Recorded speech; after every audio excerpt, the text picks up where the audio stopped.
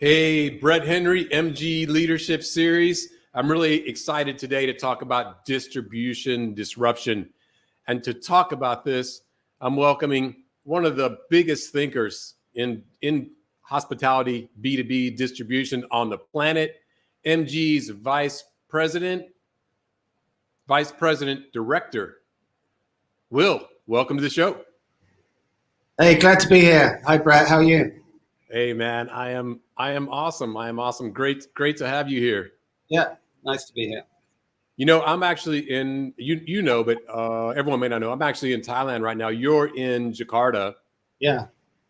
I'm working on getting my way back due to vaccination complications. You know, they implemented this new policy after I left that you had to be vaccinated to get back in, fully vaccinated, and then some kind of certification around how that works, right?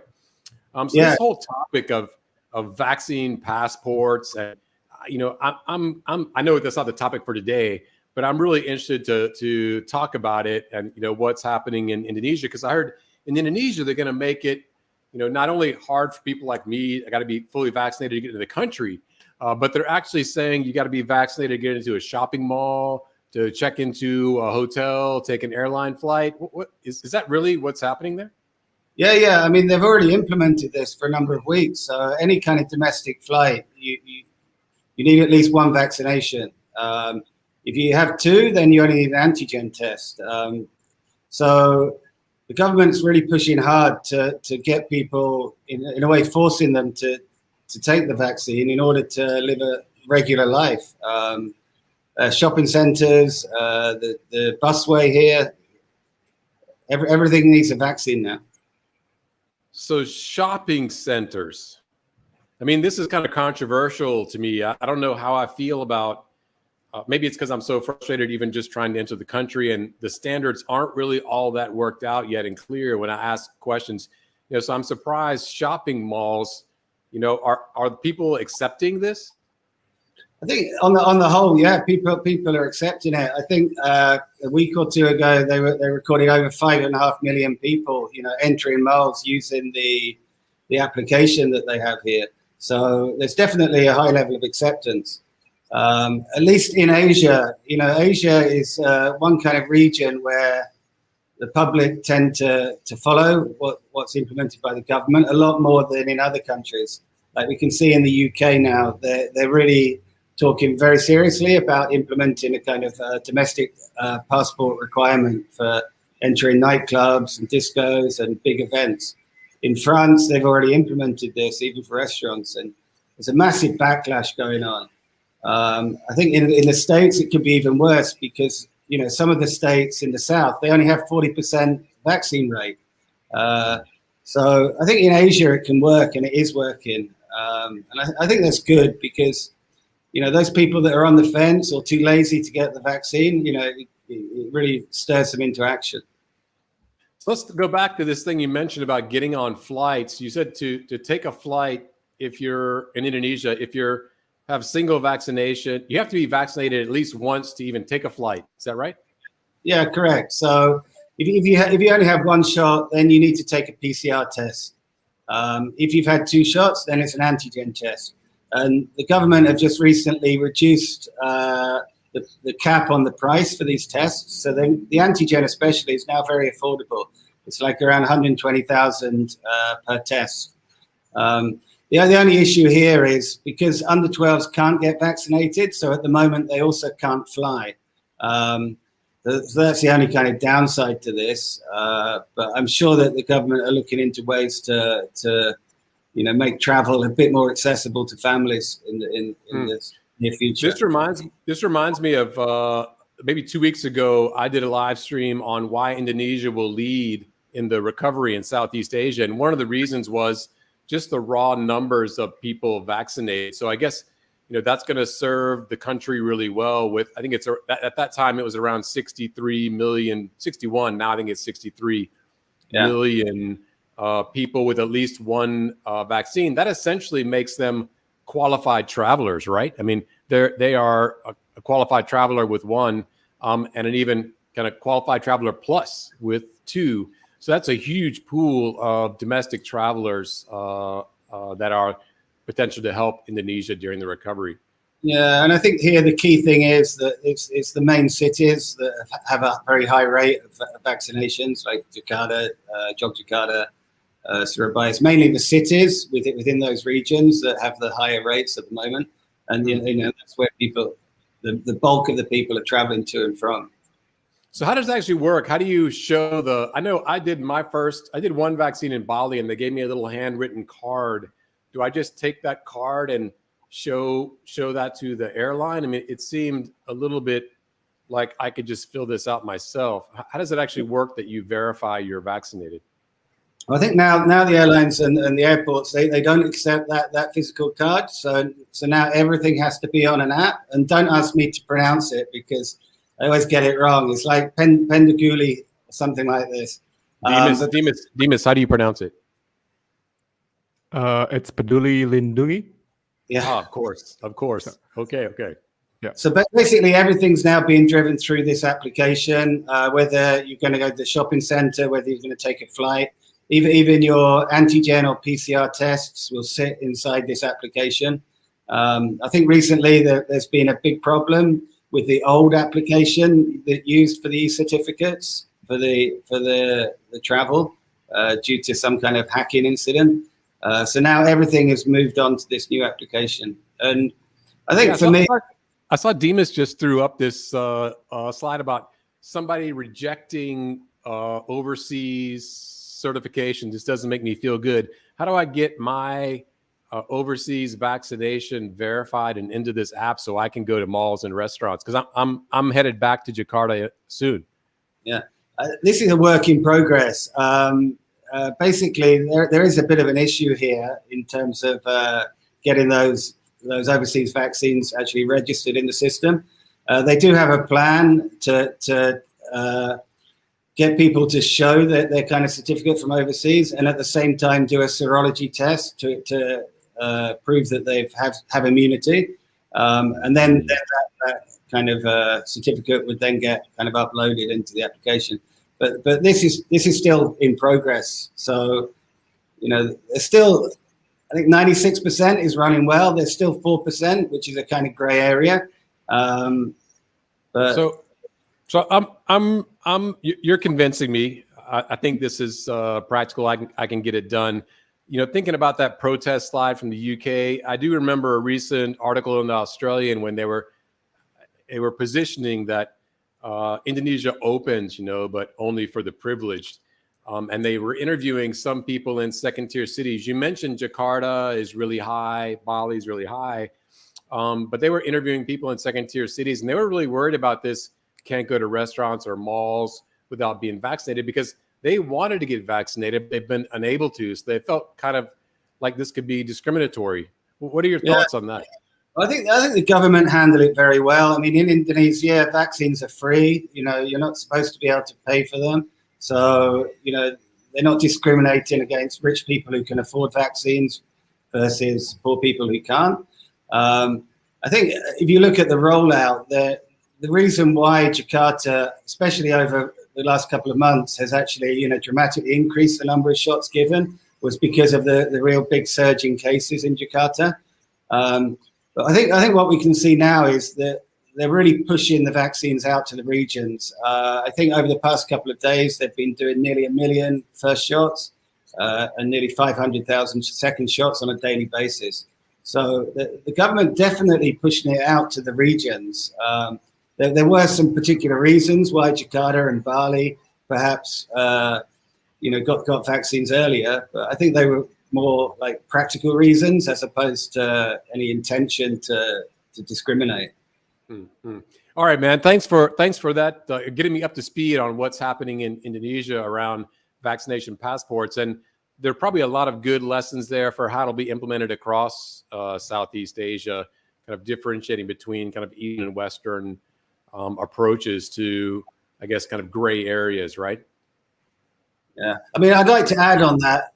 What we're seeing now, and I'm reading a lot about this, basically with this Delta variant, it's kind of unlikely that we can ever achieve herd immunity, because even if you've taken the vaccine, you can still catch it and you can still spread it.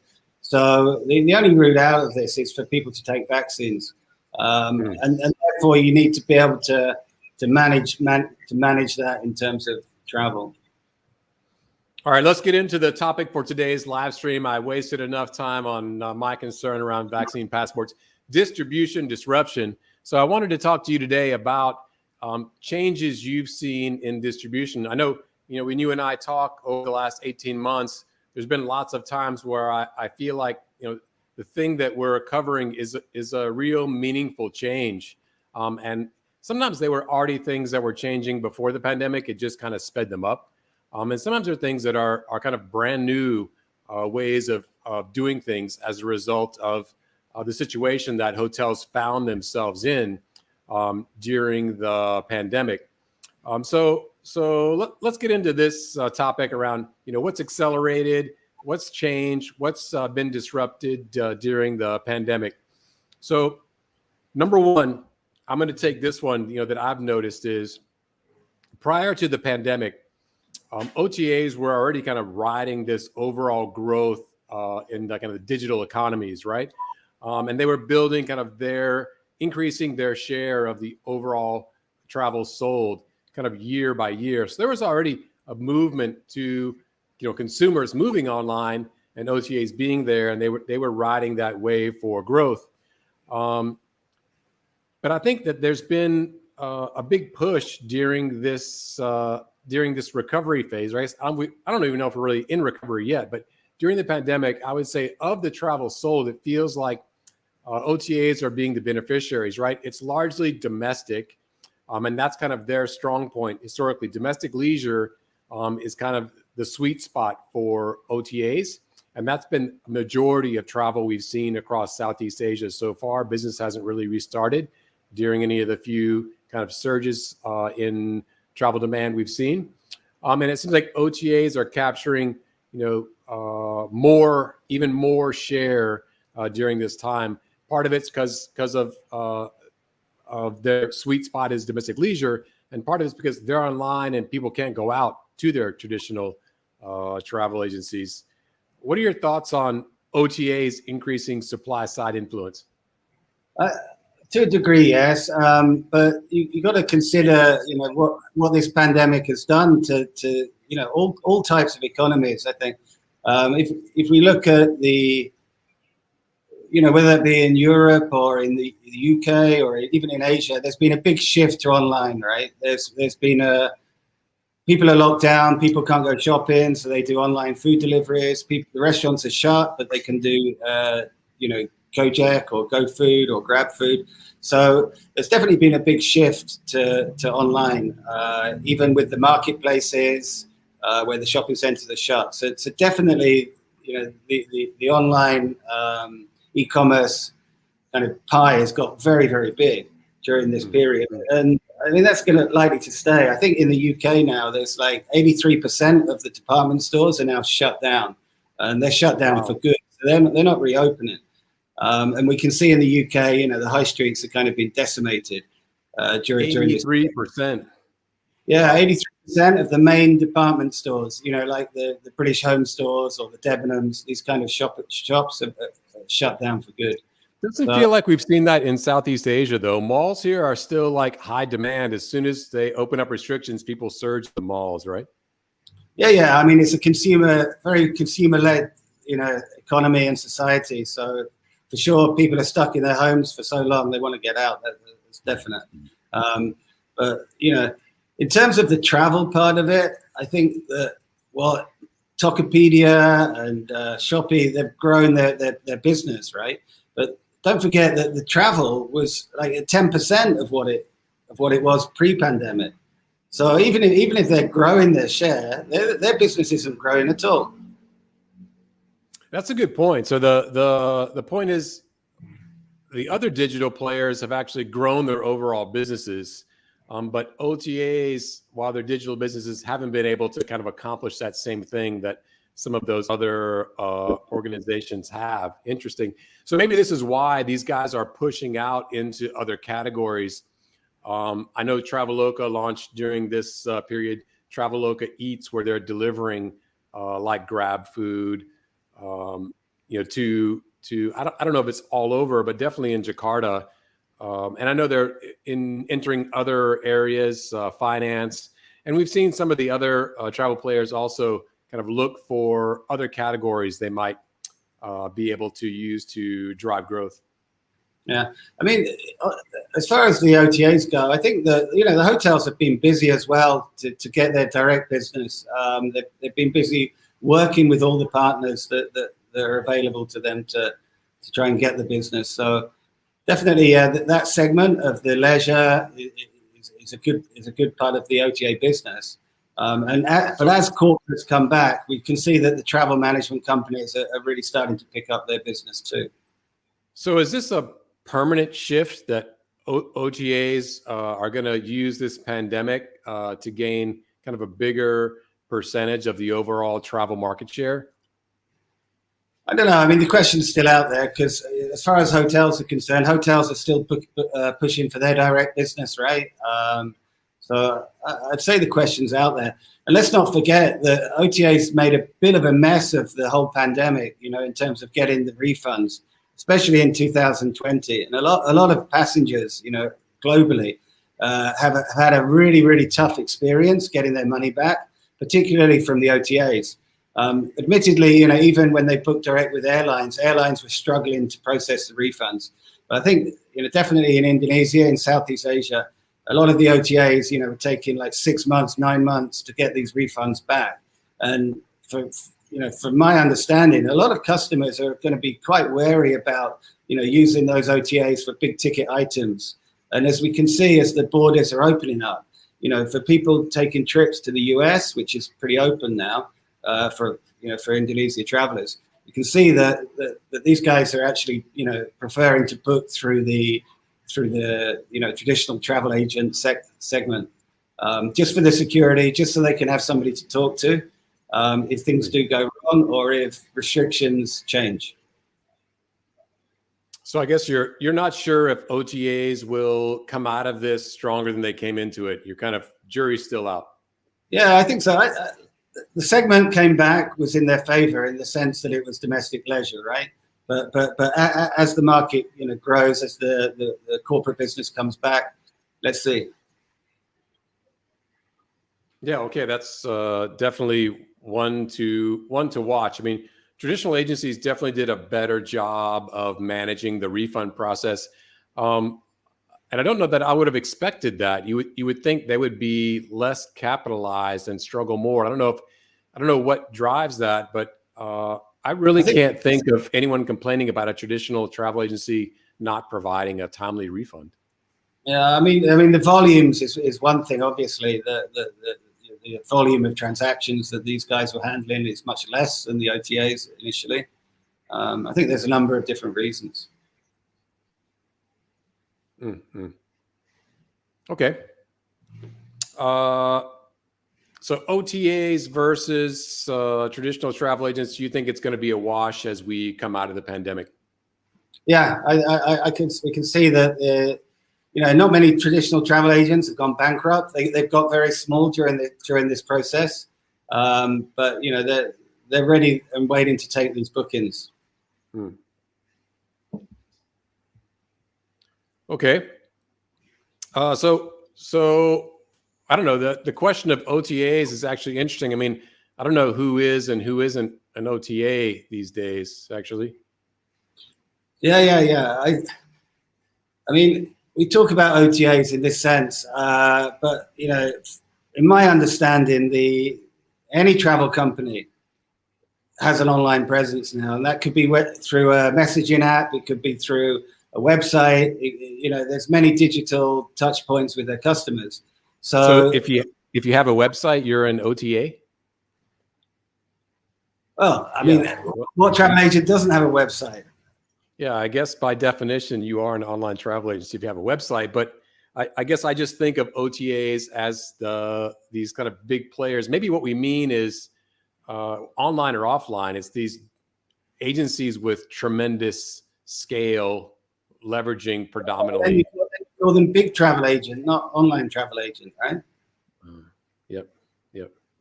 All right, man. Let's keep going. That's it for number one. We'll move on to number two. Vouchers are the new black. I mean, it seems like everybody these days, Will, is doing vouchers, and I don't know what's up. You got Tokopedia vouchers, you got Blibli vouchers, you got Shopee vouchers, you have Bukalapak vouchers, Carousel's got vouchers, PG Mall in Malaysia's got vouchers, Tiki in Vietnam's got vouchers, Lazada's got vouchers, hotels are doing vouchers directly, and MG is doing vouchers. So it seems like this is so last century. Everybody's digitizing, so this is like a throwback. Why have vouchers suddenly become the new black?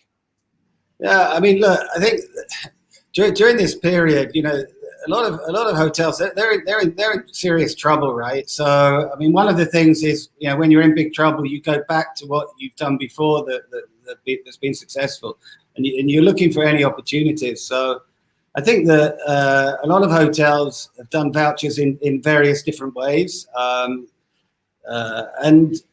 it's understandable. I mean, it can help bring in the cash. So you're selling your voucher for a future service, but you're receiving the cash up front.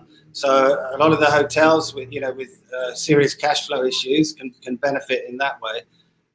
There's various different ways that hotels have implemented these kind of vouchers.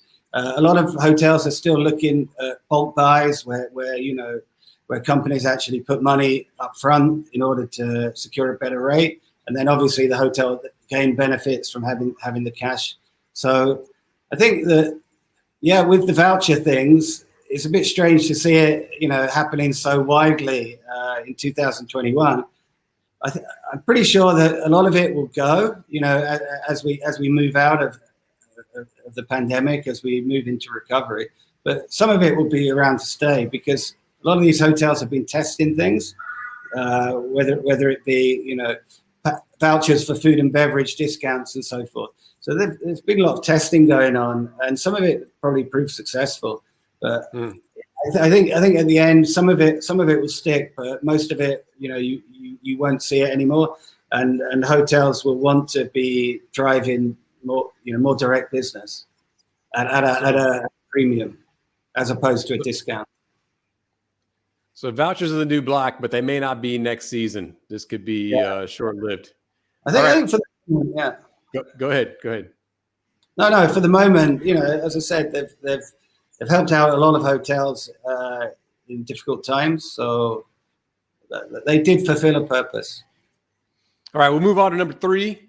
New players emerge. So the third trend is new players emerge, and this one is surprising. I mean, you'd think that during a pandemic where travel volumes, go down to the lowest levels that we've seen, that it would not be the time to start a travel business. But yet we've seen, some new players emerge and become actually meaningful channels for delivering hospitality sales. Yeah, I mean, I think, we can refer to some of the more innovative companies that are using some of the social media channels to sell product, right? And I think through the pandemic, some of these guys have grown a big customer base in terms of in hotel distribution. So, whether they're an online travel agent or a traditional travel agent, I really don't know. But the point is that they do have the ability to sell rooms, and what's good for them, I guess, is they have that kind of personal connection with the customer, perhaps that big OTAs don't have. It's more of a messaging approach as opposed to a pure transaction. So there's more communication that can help build the trust. And I think that these kind of guys, they can sell higher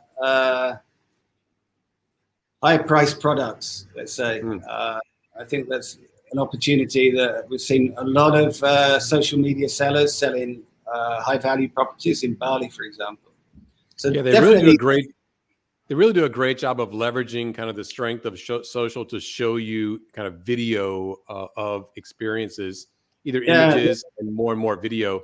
And you would be shocked, like in their stories or reels. I mean, they literally will post tens or even hundreds of properties per day, some visual with special deal, asking you to kind of reach out to get the deal via some type of messaging app. And they're driving real meaningful sales, both for us as well as for hotels overall. It's really a fascinating story.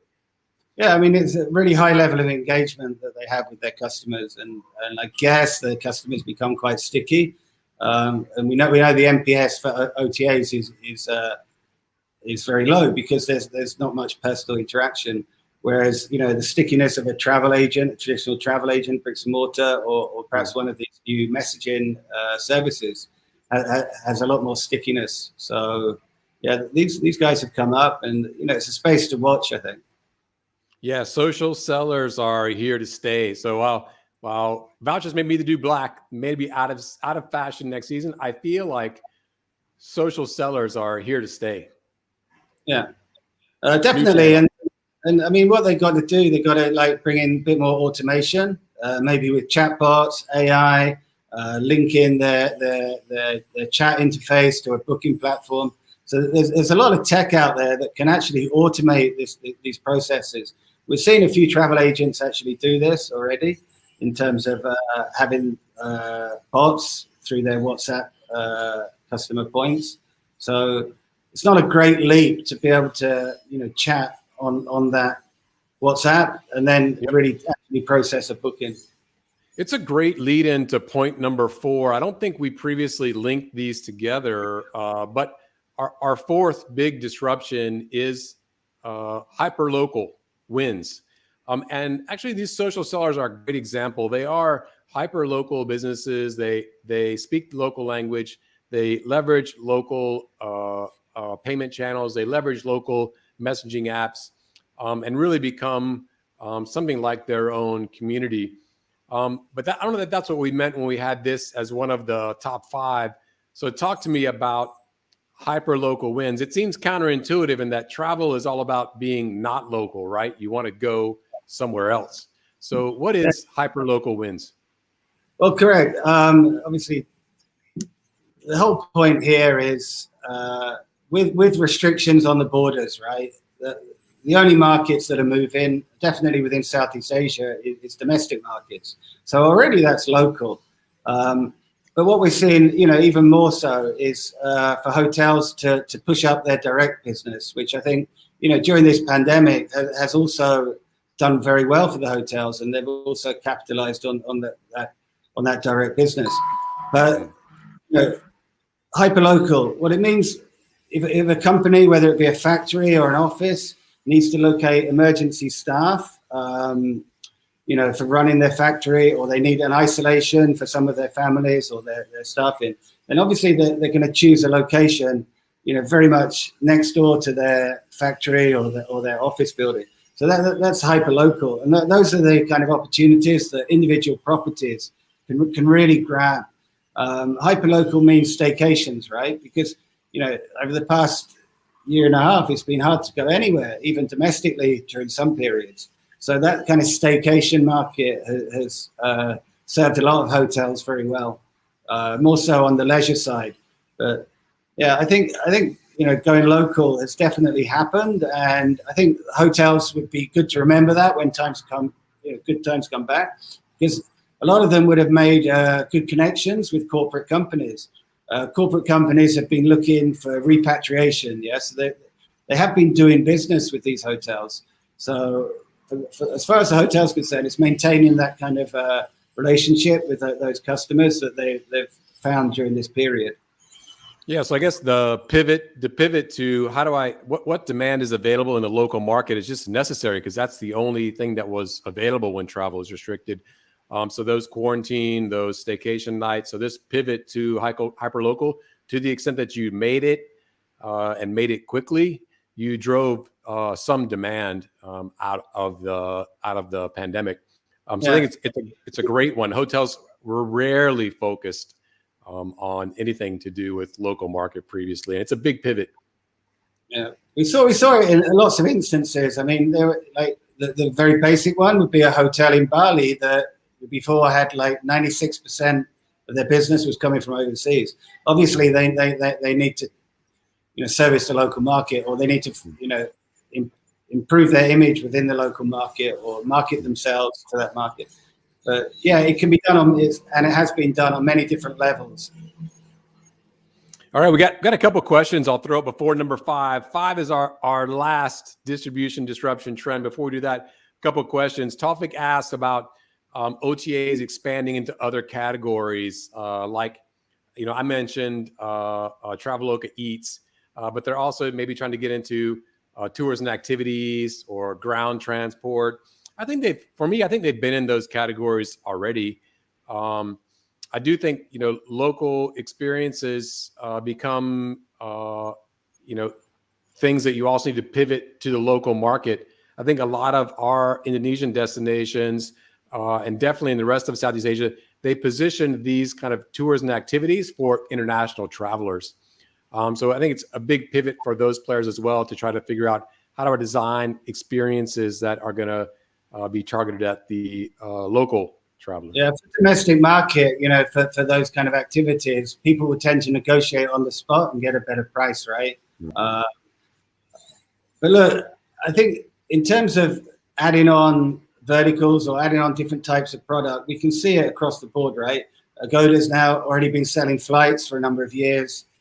Klook is now selling hotels because they need to grow their business, right? So I just think it's a natural progression. Those companies like Traveloka, who's moved right out of their travel kind of area and moving into the food or the shopping, is something driven by different reason. Maybe that's more towards their ambition to go public. Yep. Talking about growth, we got a comment from Patrick at Tausia. Patrick, what's up, man? Thanks for the comment. Patrick said, direct bookings are even stronger during the pandemic. Numbers are increasing. So that's like a fair point as well. I think in addition to OTAs, hotels have really seized this opportunity as a way to get closer to customers and increase their share of direct bookings. So maybe that would be one more to add to our digital disruption list. Thanks for the ad, Patrick. I mean, I think it depends on the hotel, right? It depends on how the hotel manages their sales, right? You can't, it's not across the board that the OTAs have gained share. It's not across the board that hotels have driven up direct booking percentages. It's a kind of a mix. So moving on to number 5 in the digital disruption, kind of top disruptions during the pandemic is efficiency gets real. And it results in real changes to the way hotels operate and distribute. And this one I get immediately. It makes sense. In our leadership series, I think a week or so ago, we had the Shiji director, Anson Lau. And he talked about this trend that Shiji is seeing, is that hotels have always talked about wanting to adopt technology, wanting to use big data, wanting to use touchless processes, but this situation is really both forced and kind of been a call to action for them to begin to adopt new ways of doing business that drive higher levels of productivity because everybody's focused on cost. So what are the distribution specific items kind of related to getting more efficient you've seen in Southeast Asia, Will? Well, I mean, at the end of the day, cost cutting has been forced on many hotels, right?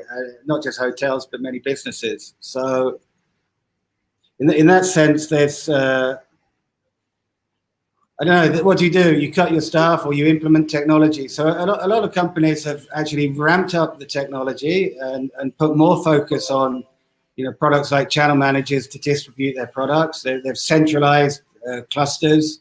So they have less staff dealing with more properties. So we've seen this as a big trend for a certain set of hotels. But on the other hand, you've seen some hotels, due to cost issues, actually cut channel managers. So it's a kind of it's not really clear. What is clear is, as business comes back and as the occupancies get higher, hotels are going to have to make two choices, right? They're either going to have to re-employ people to handle that business, whether that be an operational department, sales department, or they're going to have to implement and leverage technology. So I think the real winners here would be the kind of hotels that have, during this pandemic, maintained their tech investments and, indeed, put more money into it.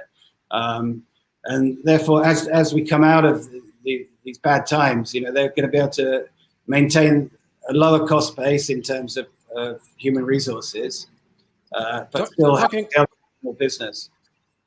Talking about distribution, so we've seen some hotels, adopt, new processes. You mentioned kind of clustering together of sales or revenue managers, and having them look after not one property, but, a group. So this makes them more efficient, do more with less people. That's kind of a process change. Better leveraging kind of new technologies, could be channel managers. Definitely, we've seen that increase with some of the brands. And you mentioned hotels not adopting, I guess it would be smaller hotels, like turning off channel managers. Are they just like not in business, or they're just manually doing everything with some kind of shoestring staff? Well, I mean, there's different reasons for it. Perhaps the hotel was closed down for 3 months, right? So, okay, you may as well stop all your contracts. So you don't want to spend any money at all. And then when you reopen, maybe it's the hyper local. So, why do I need a channel manager? So there's different reasons why people have done this. But what we can see is the chains generally have maintained and invested more in this kind of distribution technology. Even within channel managers, we've seen a few different companies emerge, which are kind of aggregators for channel managers. So there's a few new different models that are coming out there, and it's really all about driving efficiencies and increasing distribution. But there's historically been this debate between hotels, like static is bad. This is like traditional wholesaler businesses. Go and get a static rate for, maybe in Europe, it's like 1 year. For us in Asia, maybe it's a quarter or 6 months. These static agreements are bad. Dynamic agreements are good. And I think that's another thing we've seen is people realizing there's no religion around commercial models. It's applying the commercial model applying a mix of commercial models, but doing it in the right way. And we've actually seen people kind of automating those agreements. So using channel managers to distribute static rates and making them dynamic via managing availability, right? So, static is the new dynamic. So even in commercial approaches, I think we've seen a lot more variety, and even people using kind of the old style, but leveraging channel manager tech to automate the distribution. Yeah, I mean, it's not moving in one direction at all. Lots of different hotels, different chains are taking different approaches. And, it's not necessarily one way is the right way or one way is the wrong way. I think as long as it works for your particular hotel or chain, then that's one you push through. All right, Will, there you have it. Our top 5 distribution disruption trends during the pandemic in Southeast Asia hospitality. Thanks so much for your time today. Let me just ask you in closing, Will, I mean, as I introduced you, kind of you are definitely one of the most experienced, biggest thinkers in Southeast Asia hospitality distribution. What do you expect for the next 4 months? Kind of what's your prediction in 15 seconds or less for the last 4 months of 2020 Yeah, for the region overall, and then for Indonesia also? I'm really excited by the domestic market in Indonesia. I think everything's in place for things to really, really roll forward, push forward very hard. Really excited about that. Have one concern, with the schools going back over the next few weeks and whether that's going to drive up the case numbers, but let's hope not. So for international, I think with the acceptance and governments accepting that, that COVID, you cannot get herd immunity. It's just impossible. There's no point chasing it. And to learn to accept, to live with this and stop pushing out daily case numbers, which don't mean anything. I think once we get to that point, then travel can truly restart. Yeah, we may have to have tests. We may have to have vaccines. It's fine. but let's not block borders like what we're seeing at the moment. So hopefully that will change. But a very strong feeling about Indonesia domestic. All right, Will, thanks for joining this episode of the MG Leadership Series. You're a legend. You're a legend too. Thank you, Brad. Thank you. Bye.